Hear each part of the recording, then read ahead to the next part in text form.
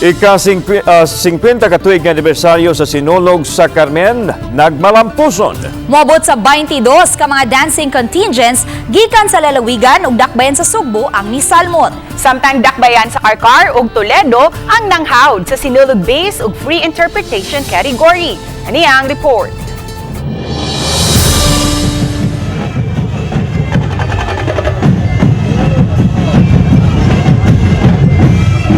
Isugdan ang mga cultural activities sa lungsod, pinaagi sa street dancing, alauna kagahapon sa hapon, nga gisalmutan sa tanang 22 ka mga contingents. Ang gihulagway nga mingaw kaniadto nga lungsod, nahimong bibo o gidagsa sa mga lokal ug langyang turista.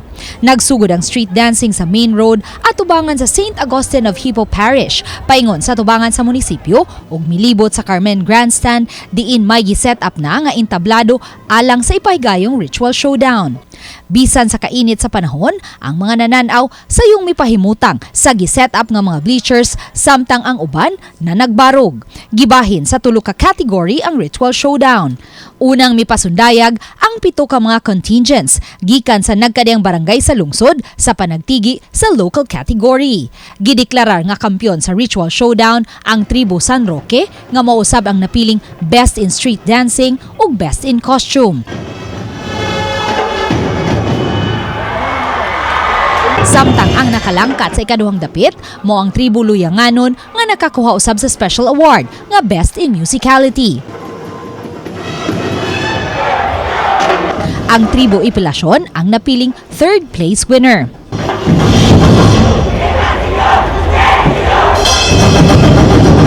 Pagkaalasay sa gabi, nagtigi na ang 15 ka mga contingents gikan sa ubang mga lungsod ug dakbayan sa Sugbo. Sa free interpretation category, nang hawd ang contingent sa Toledo City.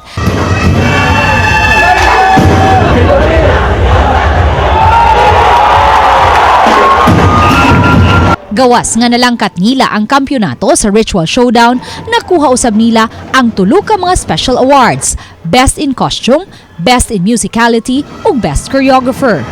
Third place usab sila sa Street Dancing. Mukapin sa 2.5 milyones pesos ang ilang cash prize. Nakuha sa City of Naga ang second place sa Ritual Showdown.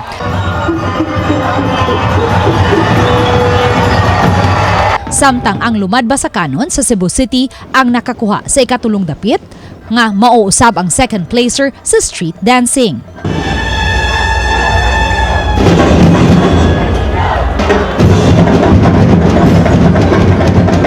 Sa Sinulog base category, nagkampiyon ang contingent sa Carcar City ug nakuha usab nila ang special award nga Best in Costume ug Best Choreographer.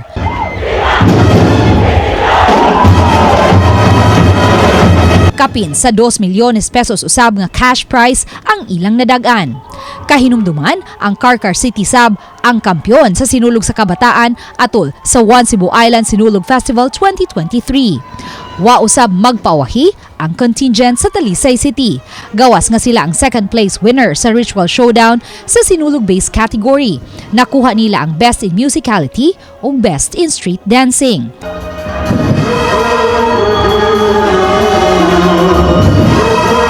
Samtang ang Mandawi City contingent ang third place winner.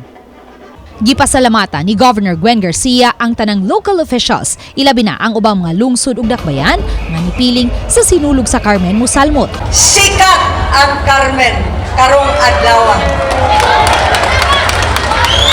Misikat kana tungod kay niadtong panagtigom karon, panagkuyog sa naganilaing katawhan gikan sa ubang dapit kaning tanan pagbuot sa Senyor Santo Niño.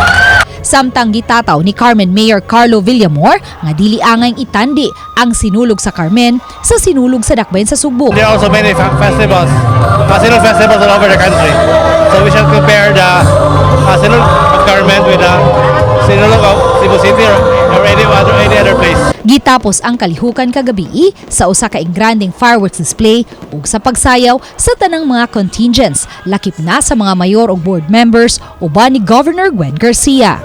Nakayusang mga Subuanon, magdungan kita sa pagsingge, Mabuyan Sugbo!